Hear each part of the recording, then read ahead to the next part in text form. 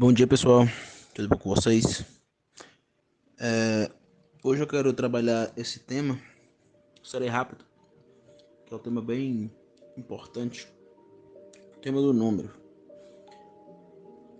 O que eu chamei de dinamismo e estatismo. Ou seja, dimensão cinemática e dimensão estática dos números, né?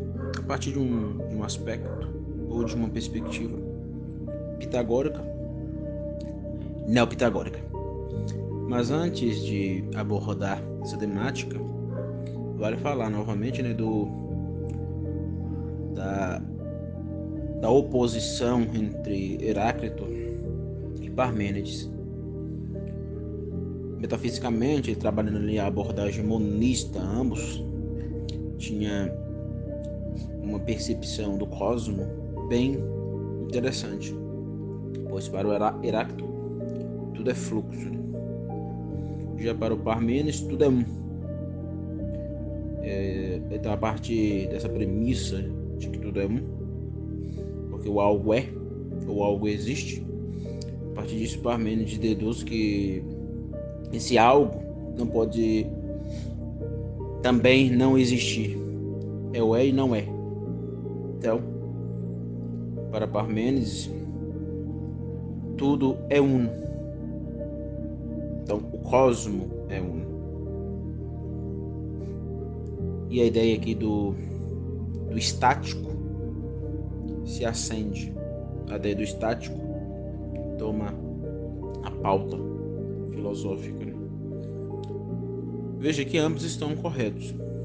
Quando a gente observa lá a esquemática ata e potência, é justamente tentando sintetizar esses dois aspectos da realidade, né? Dinamismo e estatismo. Então isso é bem importante como ponto de partida para a gente abordar os números. Os números, para o pitagorismo, possuem algumas nuances, onde eu vou abordar essas nuances. A primeira nuance que eu quero falar é justamente a nuance do aritmos posotes. O que seria posotes? Seria o número enquanto quantidade. Veja, a modernidade tende a reduzir os números, ou seja, a matemática, né? Matematicoi, tende a reduzir apenas ao quantitativo. Isso é o reducionismo. O próprio Hermann Doyle, por exemplo, na sua ontologia, ele diz que o primeiro aspecto da realidade é o aspecto numérico, só que ele tende a reduzir o aspecto numérico à dimensão quantificada. É um quantum, original, cardinal apenas. Só que o números possui, ou seja, o aritmos, possui um timos. O que é o timos dentro do pitagorismo? Timos é a qualidade. Então, o número possui um valor timosial, isto é, timos ontológico. Então, a gente não pode observar o número, o aritmos, apenas na dimensão de quantidade, mas percebê-la ou perceber o número enquanto qualidade, isto é, o aritmos enquanto qualidade. Então, o aritmos, além de ser posotes, é timos. Essas são as duas primeiras nuances que a gente encontra. Outra nuance do aritmos é a dimensão da relação, aquilo que os pitagóricos chamam de poiá esquece. O poiá esquece seria o número enquanto relação. Veja que já estamos trabalhando a questão do dinamismo, né? Porque o número não é só quantidade, é também quantidade, mas não somente quantidade. O número não é somente relação e nem somente qualidade. O número é cinemático, o número é dinâmico, o aritmos é dinâmico. Além do apoiar esquece, ou seja, o número enquanto relação, existe o aritmos nomos. Esse aritmos nomos é o aritmo nomos enquanto lei, ou seja, a dimensão numérica é nomos.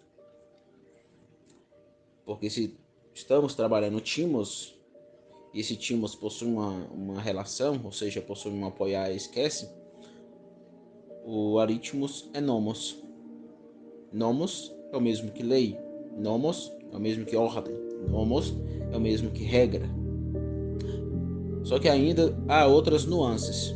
Há o aritmos prodos ou quetados, que seria o processo, ou seja, o aritmos prodos ou quetados é o número enquanto processo. Então, além do estático quantitativo, do estático qualitativo, do estático relacional, do estático legislativo, ordenacional e regracional, há o processo. Então, quando a gente olha para o números ou o aritmos enquanto prodos, a gente observa o processo. Que processo? É o processo concrecional. Quando a gente olha para esse processo, a gente observa aquilo que o Mário chama de crescer com, a ascendência. Então, o números possui essa vertente. Mas existe um oposto ao prodos ou ao quetados, esse processo concrecional de crescer com, numericamente. Existe o aritmos epitopher, que seria a conversão, e essa conversão passando por enados. Então, o aritmos epitopher barra enados seria a conversão ao retorno efetivo. Então, a conversão ao retorno efetivo trabalha justamente o decrescer com, o descendente. Se existe o ascendente, existe o descendente. Então, se existe o crescer com, o concrecional, existe o deconcrecional. E aqui entra a temática meontológica. Se a gente decresce com um número, a gente poderá chegar no 1 primordial dentro do contexto alfa, que é uma temática bem importante, onde a gente pode abordar um primordial e as díadas indeterminadas e seus princípios seriais, né? Então, se há o processo, há a conversão em dimensão de retorno efetivo. Aqui a gente poderia abordar uma temática que o Renato me ensinou, que é a temática do eterno retorno. Mas eu não vou entrar aqui. Mas a questão do meon, que eu já falei aqui, né? E a questão do retorno efetivo trabalha justamente aquele que eu chamo de retrocipação decrescente com, que seria descendência. Então, tudo veio do 1, de modo processual, ou seja, concrecional. Então, tudo que concresce, tudo que é concrecional, tudo que cresce com, de modo ascendente, de modo prodos, ou seja, de modo processual, também possui uma retrocipação, isto é, possui uma decrescer com, é descensional. Logo, tudo que veio do 1 veio de modo concrecional e decresce com. Então, tudo veio do 1 e tudo retorna ao 1. Então, tem a temática do meon, né? A meontologia. Continuando, o aritmos possui também um aspecto de fluxões emanativas. Seria aquilo que os pitagóricos chamam de aritmos shima. O aritmos shima são as fluxões emanativas. Se a gente for trabalhar a temática do 1 primordial, no contexto alfa, a gente trabalha justamente o que o Plotino, como eu já falei aqui, né, várias vezes, chamou de a alma do mundo, a operandi mundi. Então, o 1, que possui uma nous, opera sobre o mundo de modo fluxional. Ele opera de modo emanativo. Por isso que eu coloquei a frase aí do Euclides de Alexandria, onde ele diz que as leis da natureza são apenas os pensamentos matemáticos de Deus. Veja, esses pensamentos matemáticos não podem ser reduzidos apenas ao aritmos posotes.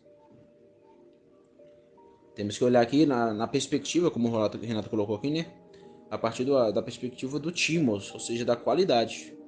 Qualidade em dimensão ontológica. Se é qualidade, é relação. Se é relação, é lei e ordem regracional. Se é lei e ordem regracional, é processo. Se é processo, há também a dimensão do epitopher e do enados, ou seja, a conversão e o retorno efetivo.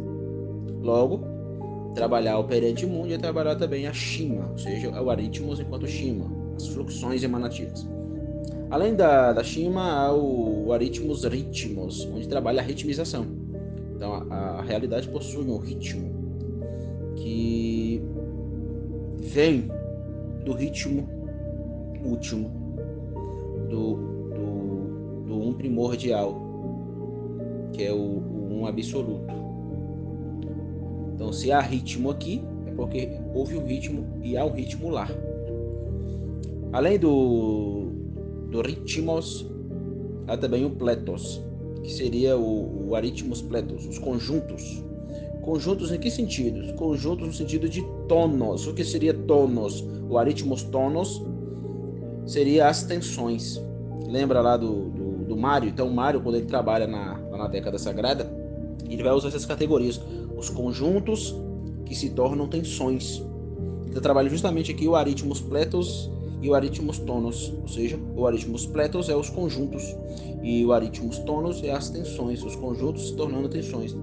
Então, as tensões é um tema muito importante, porque o Mário, na Mathesis Megisti, ou seja, na fase final do seu filosofar, ele vai trabalhar uma teoria, a teoria geral das tensões, que eu estou tentando estudar, onde ele aborda as tensões multiformes. As tensões são multiformes. Tensões, ali na perspectiva ferreriana, são tensões matéticas. E essas tensões matéticas abordam dentro do aspecto do nomos, ou seja, das leis. Né? Que leis? Leis, por exemplo, leis da aritmética. Então, quando a gente trabalha a tensão matética e as leis da aritmética, temos a sua lei de forma, ou lei de proporcionalidade intrínseca, que dinamiza-se em transformações tensionais. Então, o ente real é um ente real realizando-se por mutações emergentes e predisponentes. Um tema que eu já abordei muitas vezes aqui, né? A extensidade e a intensidade. Mas veja, quando a gente aborda essas dinamizações, essas transformações tensionais, a gente pode abordar justamente o pletos e o tônus, ou seja, o conjunto se tornando tensões, ou os conjuntos se potencializando em tensões. Trabalhar a forma enquanto conjuntos tensionais. Trabalhar as tensões dos conjuntos, trabalhar o princípio do grudar. O Mário vai usar essa dimensão. O grudar é um tema bem importante, ou um conceito importante aí na teoria geral das tensões. Eu não tenho ainda a compreensão de modo mais claro da teoria geral das tensões, mas dá para começar a especular a partir de alguns estudos que eu estou fazendo, né? Enfim, além do pletos tônus, temos também o números ou o aritmos, enquanto sinfonicoi, ou seja, os números sinfônicos, a realidade sinfônica. Por quê? Porque ele é ritmizante. Se é ritmizante, é harmonial. Lei de proporcionalidade intrínseca. E por fim, há o aritmos esquecens. Esqueces não é mesmo que esquecem. A esquecem é a relação. A esqueces são as funções. Então, por que eu estou falando sobre isso aqui? Quantidade, qualidade, relação, lei, ordem, regra, processo, conversão e o eterno retorno ou retorno efetivo, fluxões emanativas, ritmização, os conjuntos e as tensões, as dimensões sinfônicas e as funções. Por que eu estou falando disso? Que seria o aritmos enquanto dinamismo. Estou falando disso justamente porque as leis eternas possuem essa cinematização pitagórica. Quando a gente olha para a década sagrada, ou seja, as leis ontológicas que simboliza ali o número 10, né? As 10 leis. A gente observa que a gente encontra todo esse dançar aqui do aritmos. Do aritmos. Enfim. Então, quando abordamos essa temática, um tema imponente, que é justamente um silogismo que eu desenvolvi aqui, o silogismo pitagórico. Para Pitágoras, tudo, e tudo aqui pão long, pão extensidade, tudo no cosmo de modo triangulante. Como assim triangulante? O triângulo, realidade, é o outro. Estou trabalhando aqui contexto beta. Se eu colocar o quadrante, eu tenho que colocar contexto beta e contexto alfa, né? Então, tudo no cosmo triangulante, isto é, no contexto beta, no contexto imanente, temporal, se conforma, concorda, condiz, combina, coaduna as regras e relações matemáticas ou numéricas, segundo o pitagorismo, segundo Pitágoras. Então, tudo no cosmo se conforma às regras e relações matemáticas.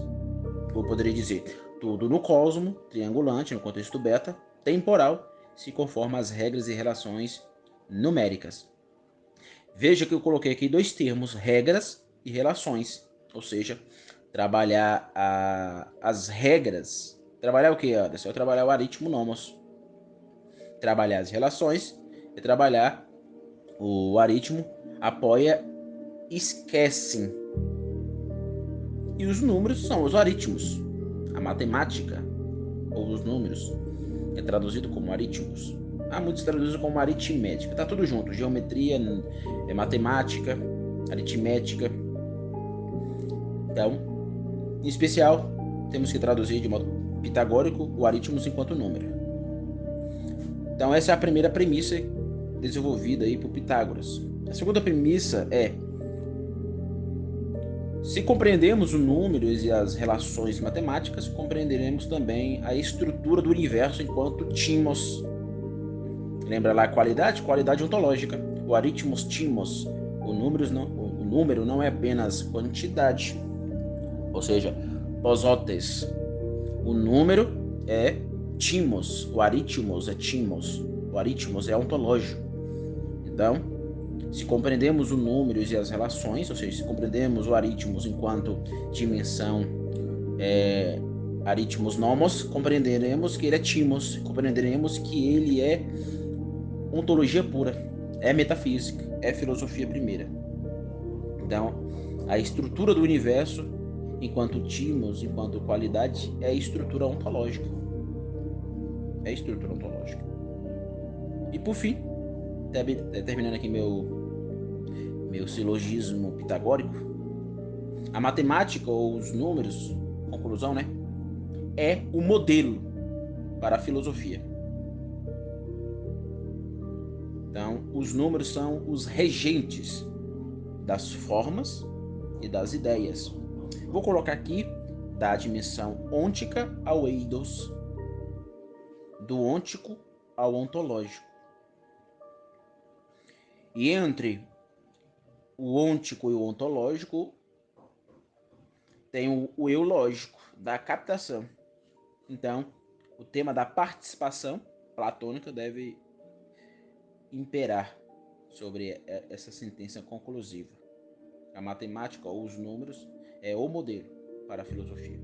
Por isso, os números são os regentes das formas e das ideias, ou seja, são os regentes das estruturas ônticas e ontológicas. E o eu lógico está aí, captando. Existe uma metesis, isto é, uma participação na busca pela verdade. Então, é uma tríade, né? Estrutura ôntica, eu lógico e estruturas ontológicas.